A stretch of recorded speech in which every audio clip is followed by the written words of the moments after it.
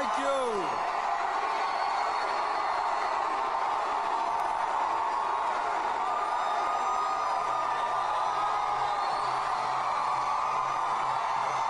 Thank you.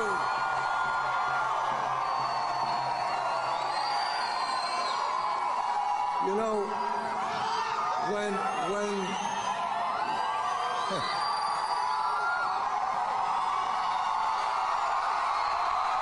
Thank you. Oh.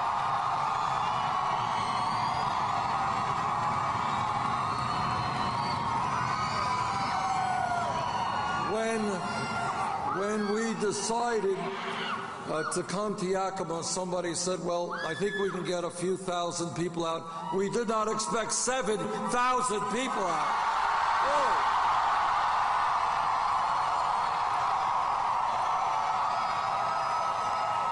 This is an unbelievable turnout, and I thank all of you so much for coming out. Let me also thank the Yakima dancers for their performance. Michelle Minato, Deshaun Takil, and let me thank Susan Palmer for that very generous introduction.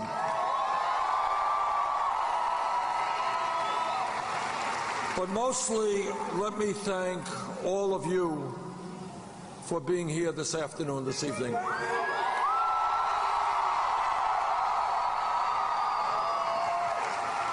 Now, funny thing happened. We began this campaign about 10 months ago, and when we began this campaign, and this should give everybody hope for America, I think, we began this campaign and we were considered by the media and all of the experts to be a fringe candidacy, you know, not to be taken very seriously. Well, a lot has happened in the last 10 months.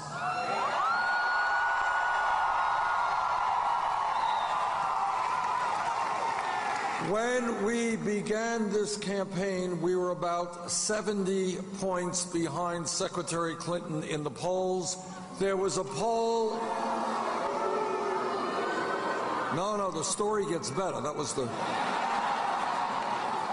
10 months ago, we were 70 points out. There was a poll that came out today, had us 1 point ahead.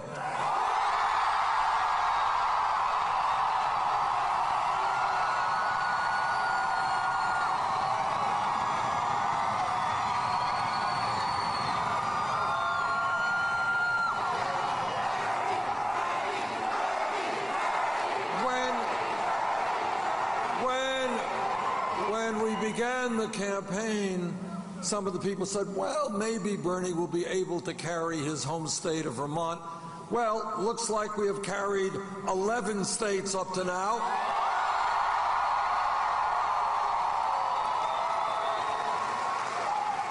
And with your help at the caucus on Saturday, we're going to win Washington.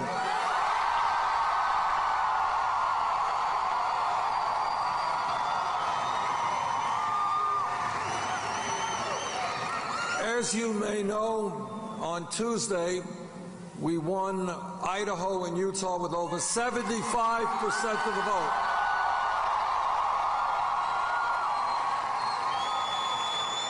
If we can do well here in Washington and do well in Hawaii and well in Alaska, we have a road to victory.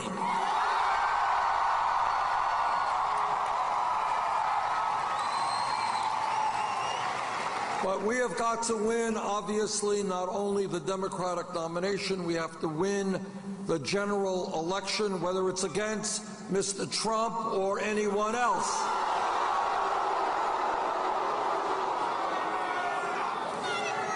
So I want to give you some good news on that.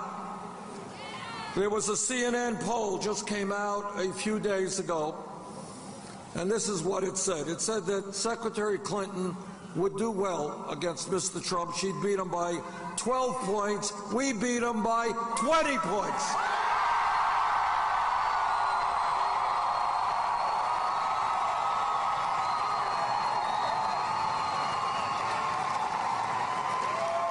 I was a little bit disappointed. We want to beat them by more, but 20 points is a good place to start from.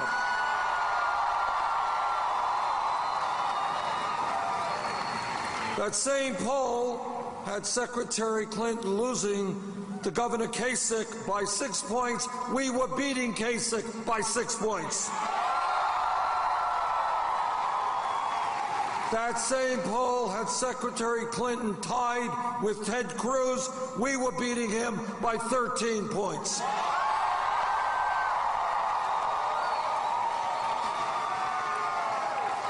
And this is not just one poll. This is poll after poll after poll. So the message is, if Democrats want to make sure that somebody like a Donald Trump does not get elected president, you're looking at the candidate who's going to beat him.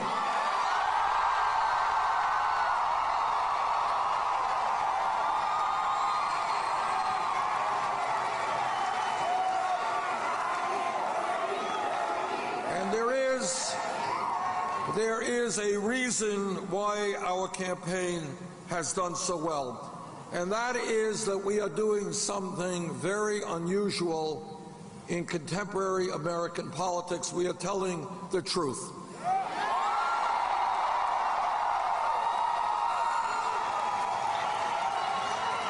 Now, as all of you know, whether it's in our own personal lives or politically, the truth is not always pleasant. Sometimes it is hard to deal with, but we cannot go forward unless we grapple with the real issues facing our country. We cannot sweep them under the rug. Issue number one. People have fought and died to defend American democracy, and we owe a deep debt of gratitude to all of the veterans.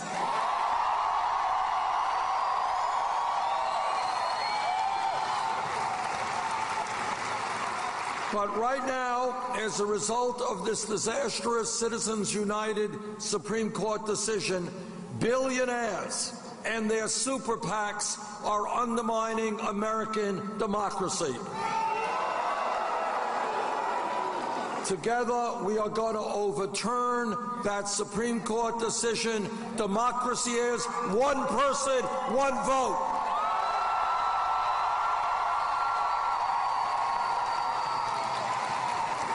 Number two, you got Republican governors all over this country who are trying to suppress the vote. They are trying to keep African Americans and Latinos and poor people and young people and old people from participating in the political process. We have, as a nation, one of the lowest voter turnouts of any major country. Our job is to increase voter turnout, not decrease it.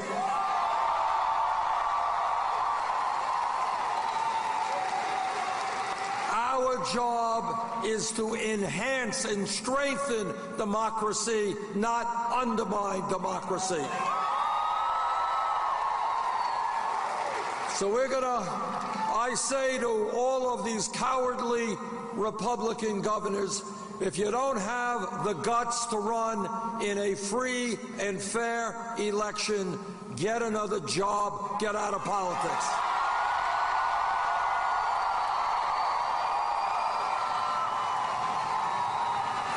See, and what these governors are afraid of is what we are seeing right here this evening. This is democracy in action. This is the people standing up. And they don't want that. They don't want that. They don't want working people to vote, low-income people to vote, minorities to vote. But on Saturday, by the way, we are going to show them what democracy looks like with the largest voter turnout.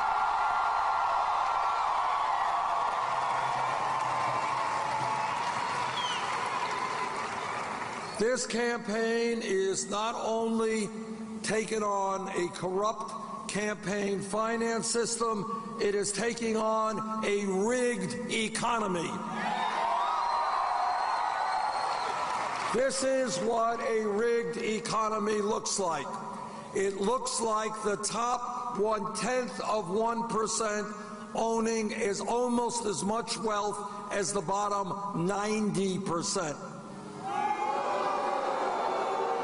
A rigged economy is when you have the 20 wealthiest people owning more wealth than the bottom half of America, 150 million people. This is what a rigged economy looks like. Anyone here know who the wealthiest family in America is? The Walton family that owns Walmart. This one family owns more wealth than the bottom 40% of the American people. But here is what is really rigged. Walmart pays wages to its workers that are so low that many of these workers are on Medicaid, food stamps, or affordable housing. I've been told that there are Walmart employees in this area that don't earn enough money to have an apartment. They're sleeping out in their cars. Now, what a rigged economy means is that working people all over this country are paying higher taxes to pay for the food stamps and the Medicaid to subsidize the wealthiest family in America. That's wrong. So I say to the Walton family, get off of welfare, pay your workers a living wage.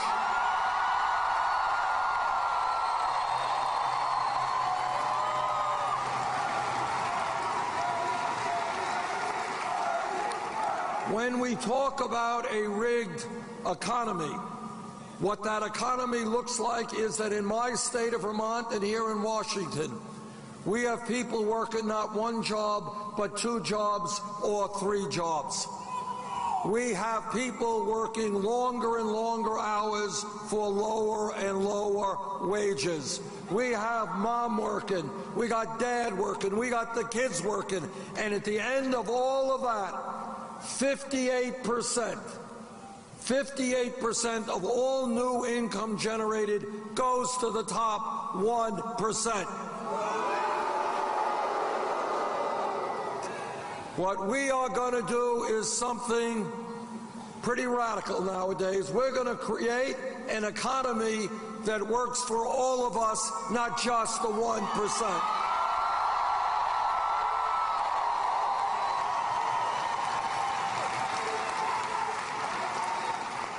But it's not only a corrupt campaign finance system and the undermining of democracy in our country. It is not only a rigged economy where the rich get richer and almost everyone else gets poorer. It is also a broken criminal justice system. This is the wealthiest country in the history of the world. We should not be having more people in jail than any other country on earth. Today, throughout this country, youth unemployment is off the charts. For white kids who graduated high school, youth unemployment is 33%. For Latino kids, 36%. For African American kids, 51%. So this is what we are going to do. We are going to invest in our young people in jobs and education, not jails and incarceration.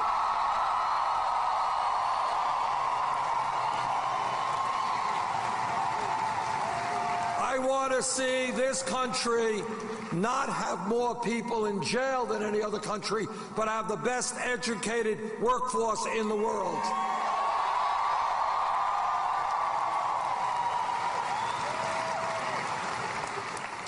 This campaign is talking to the American people and not just wealthy campaign contributors. And this is what we are hearing. We are hearing from workers who say, Bernie, we can't make it on $8 or $9 or $10 an hour. Working and working, we're going nowhere in a hurry. And that is why I believe nationally we have got to raise the minimum wage to $15 an hour.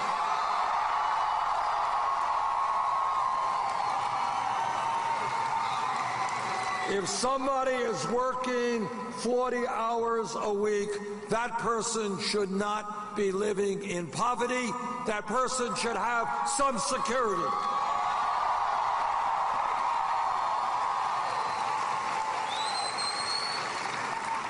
This campaign is listening to senior citizens and disabled veterans. You know, a country is judged not by how many millionaires and billionaires it has. A country is judged by how it treats the weakest and most vulnerable amongst us. Today in America, there are millions of seniors and disabled veterans trying to make it on $11,000, $12,000 a year Social Security. And you know what? They cannot make it on $11,000 or $12,000. Nobody can. And now what we've got is a lot of Republicans running all over the country saying they want to cut Social Security. You're right. We have some very bad news for those Republicans. We're not going to cut Social Security. We're going to expand Social Security benefits.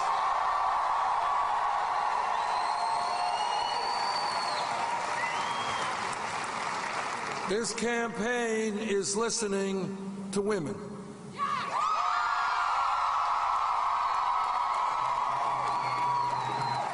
And what women are saying is, how does it happen, Bernie, that I go to work and I end up making 79 cents on the dollar compared to men?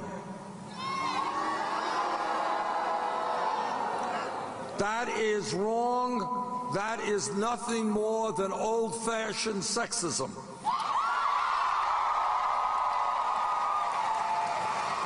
And I know that every man in this arena will stand with the women as we fight for pay equity.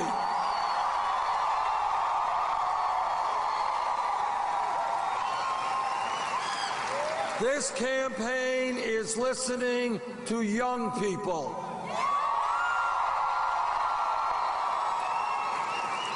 And what young people are telling me is, how does it happen, Bernie, that for the first time in the modern history of America, our generation may have a lower standard of living than our parents?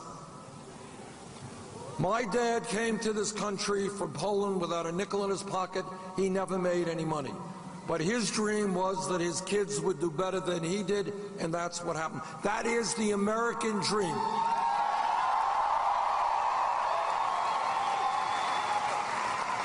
And it is not acceptable to me that for millions of families, that dream is disappearing. And what young people also tell me is, you know, our teachers, our parents, everybody told us how important it was for us to get all of the education that we could, that education was so important. Well, if education was so important, how come we left school $30,000 or $50,000 in debt?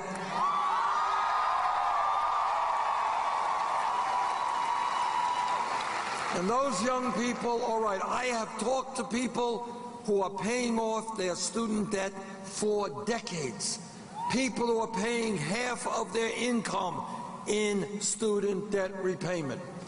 Now, we should not be punishing young people for getting an education. We should be rewarding them.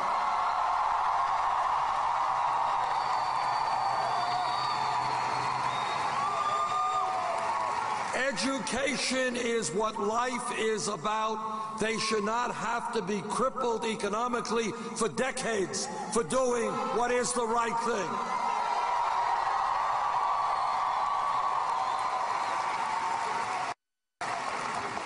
"50 years ago, when we talked about public education, it was quite appropriate to talk about that, meaning first grade through 12th grade free public education.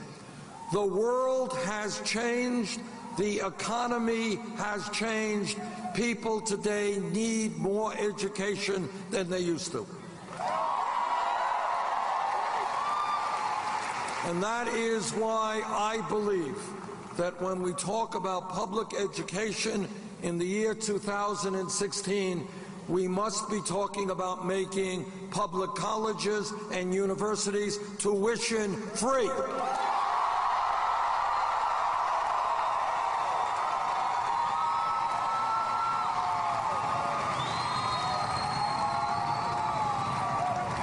That is not a radical idea.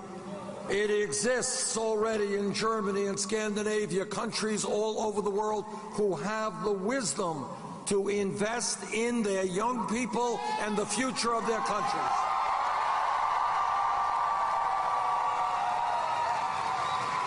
And we also, when we do that, you know what that means? What that means is that every kid in the state of Washington in the 4th grade or the 6th grade, kids who came from families like mine that did not have a lot of money, those kids will know that if they study hard and do well in school, regardless of the income of their families, they will get a college education.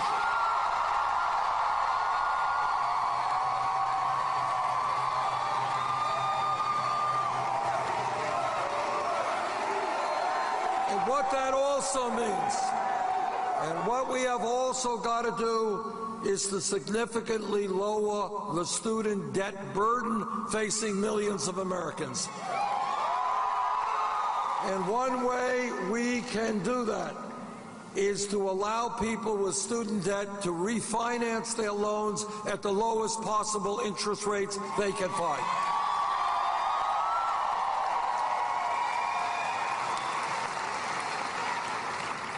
What this campaign is about is asking people to think outside of the box, not to accept the status quo or think that what exists today has to go on year after year after year. We can create an educational system where all of our people get the education they need regardless of their income. That is not a radical idea.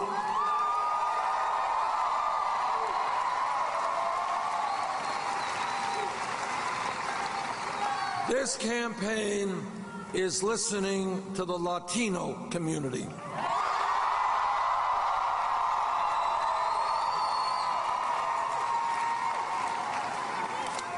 And I want to thank, just before we came up here, I had the opportunity to meet with some of the leaders in that community. And what I hear from the Latino community are several things. Number one, we have 11 million undocumented people in this country, and many of those people are living under the shadows.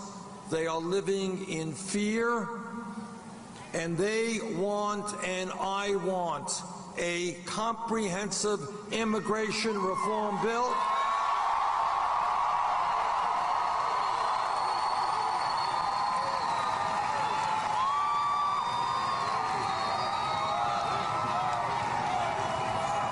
And a path toward citizenship.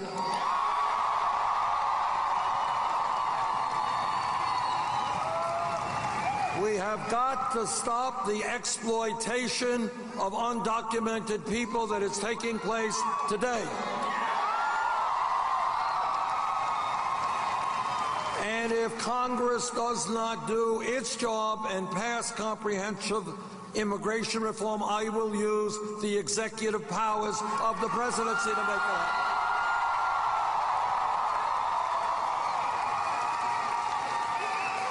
Immigration reform is uniting families, not dividing families.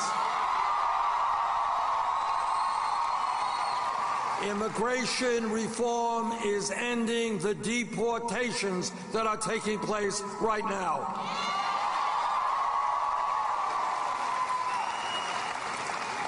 This campaign is listening to our brothers and sisters in the Native American community.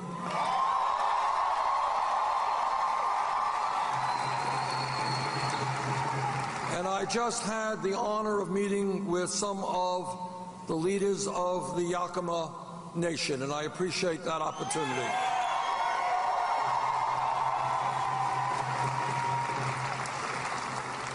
Everyone who has studied American history for 5 minutes knows that the way this country, and even before we were a country, treated the Native Americans is absolutely shameful.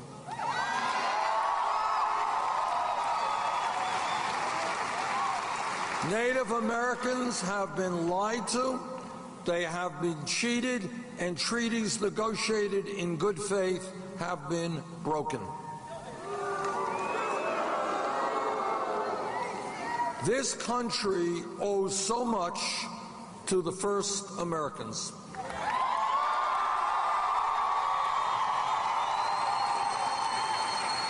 Some of the best parts of our culture come from Native Americans, and perhaps more than any other people, the Native American people have taught us respect for the environment, understanding that if this planet is to survive, we have got to live with nature, be a part of nature.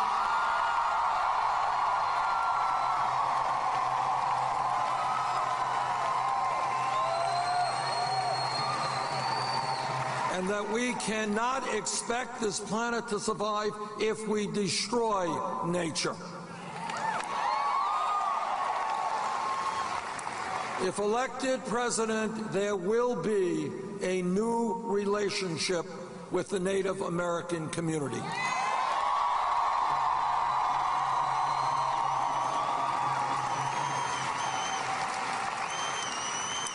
And this campaign is listening to our brothers and sisters in the African American community.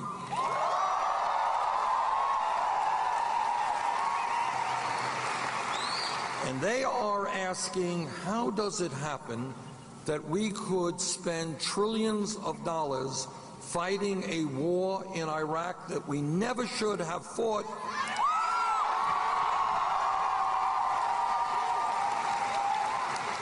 And yet minority neighborhoods like Flint, Michigan, and other cities all over this country are falling apart.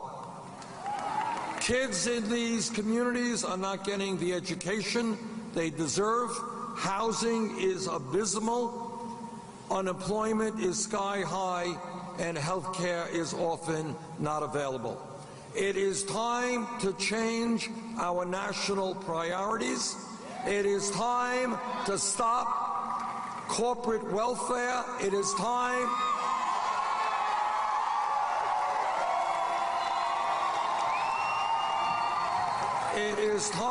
to stop giving billionaires tax breaks. Let us reinvest in inner city America and rebuild those communities.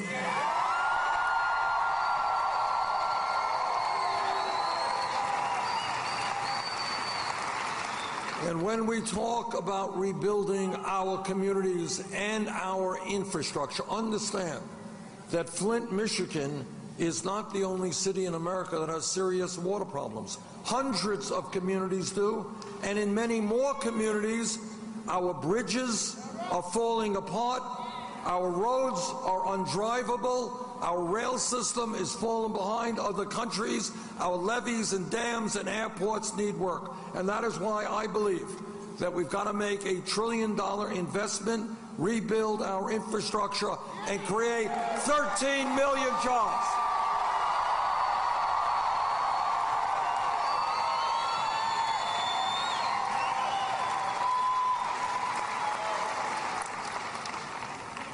We can rebuild our infrastructure. Think of what it means in America.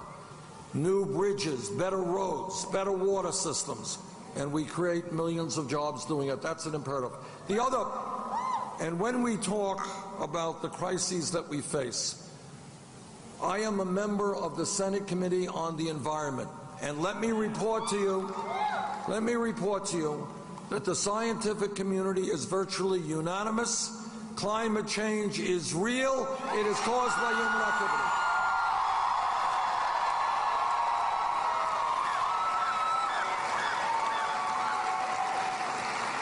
And here's what the scientists also say, is that if we do not get our act together in the next few years, we're going to see more drought, more floods, more extreme weather disturbances, more acidification of the ocean, more rising sea levels, more international conflict as people fight over limited natural resources.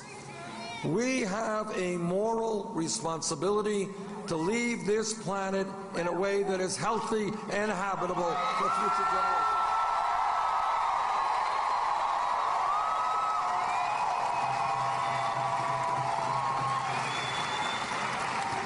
And together, we are going to take on the greed of the fossil fuel industry. We are going to tell them that their short-term profits are not more important than the future of this planet.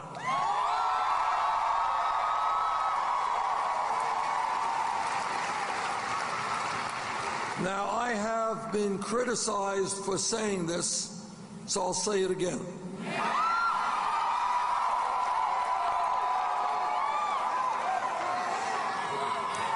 I believe that health care is a right of all people, not a privilege.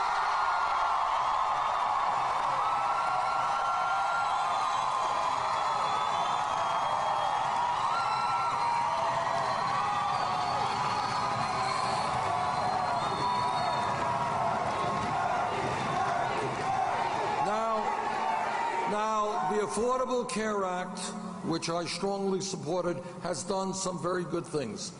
It has done away with this thing called pre-existing conditions.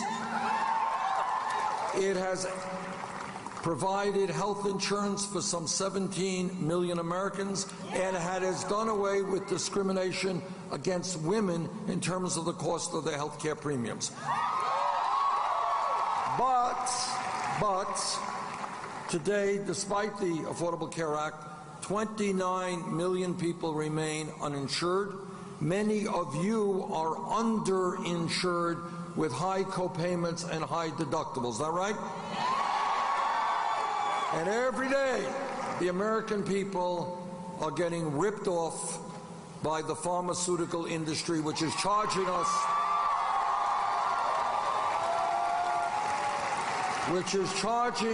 the highest prices in the world for prescription drugs. All over this country, people are going to their doctors. Doctors are writing out a prescription, but 1 out of 5 Americans cannot afford to fill that prescription. That is crazy. And meanwhile, we end up paying by far, spending by far, more money per capita on health care than the people of any other country. That is why I believe we have got to do 2 things. Number 1, guarantee health care to every person as a right.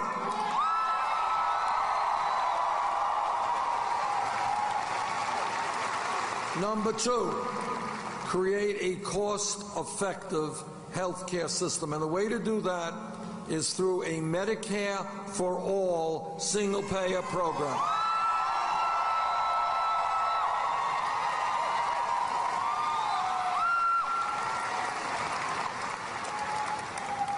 Now, I believe that when we look at how change in America takes place, and if you just think about this for a moment, you all know change never occurs from the top on down, always occurs from the bottom on up.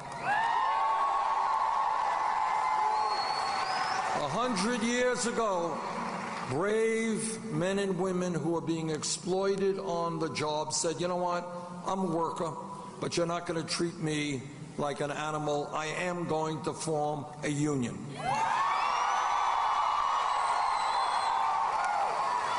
Civil rights movement took place over decade after decade, where black and white and Latino and everybody came together and said, you know what, in America we are going to end discrimination and bigotry and segregation.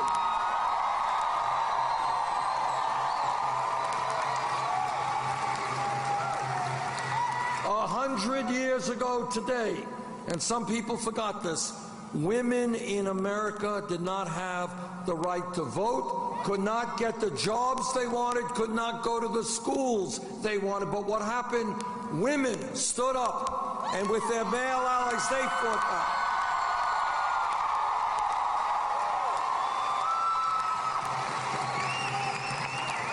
Let me give you another example. If we were here 10 years ago, not a long time ago, and somebody stood up and you said, you know, Bernie, I think that by the year 2015, gay marriage will be legal in the United States.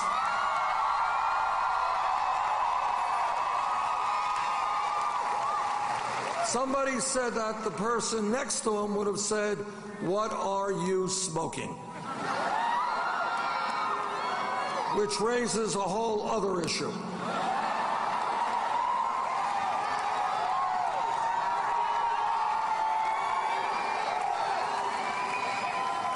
But here is the point. The point is that with enormous courage, the gay community and their straight allies stood up to incredible hatred and bigotry, and what they said is that in America, people should have the right to love whomever they want.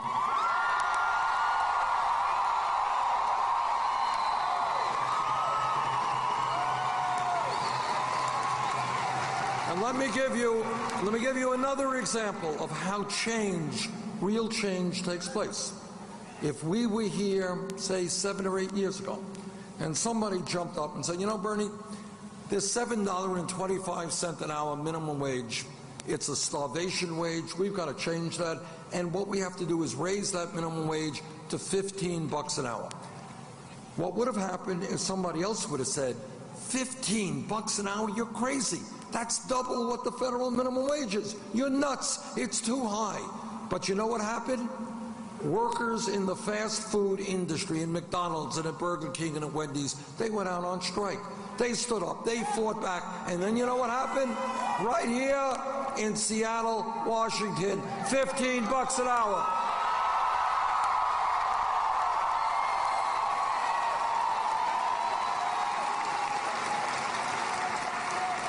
In Los Angeles, in San Francisco, in Oregon, $15 an hour.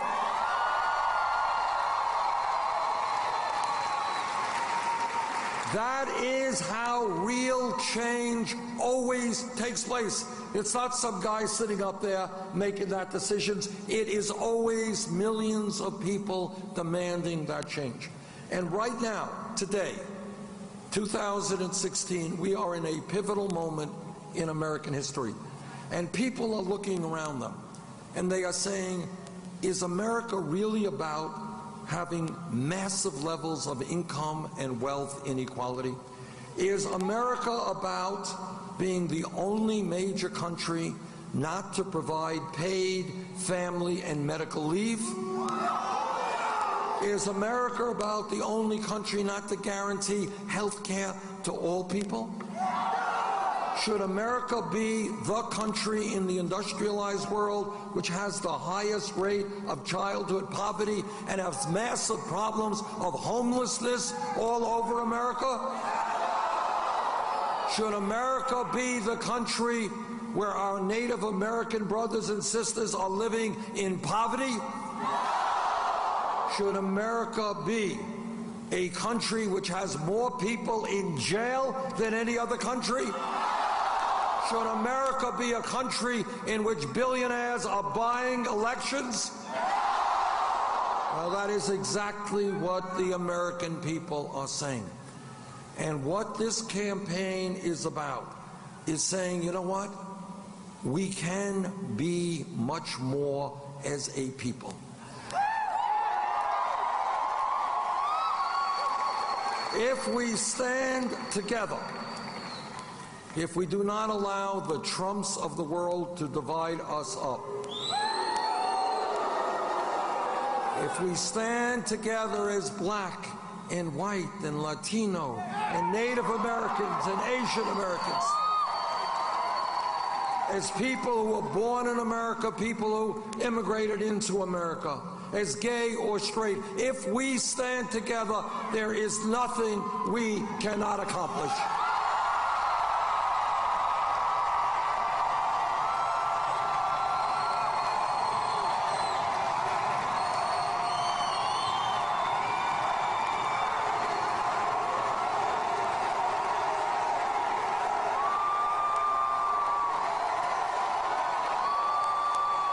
Now, let me tell you why Donald Trump will not become President of the United States. He will not become president because the American people will not vote for somebody who insults Latinos and Mexicans. He will not become president because the American people will not vote for somebody who insults Muslims or women or African Americans or veterans. He will not become president because the American people understand that coming together as a people always trumps dividing us up. The American people understand that working together to support each other, to make each one of our lives better, always trumps selfishness.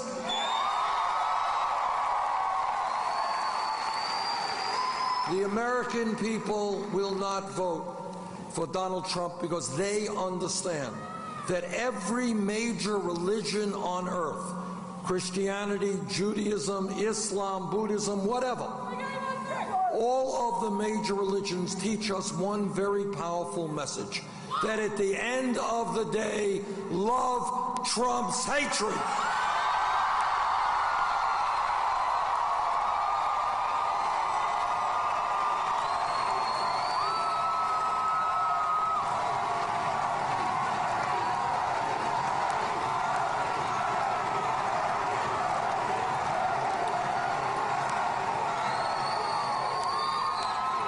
Saturday morning, starting at 10, but I think you got to get there a little earlier than that, will be a very, very important day in American history, because on that day, the people of this great state have an opportunity to show the entire world that the people of Washington are prepared to lead this country into a political revolution.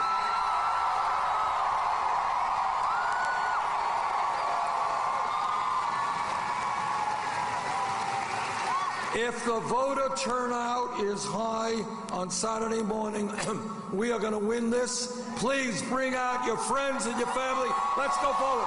Thank you all.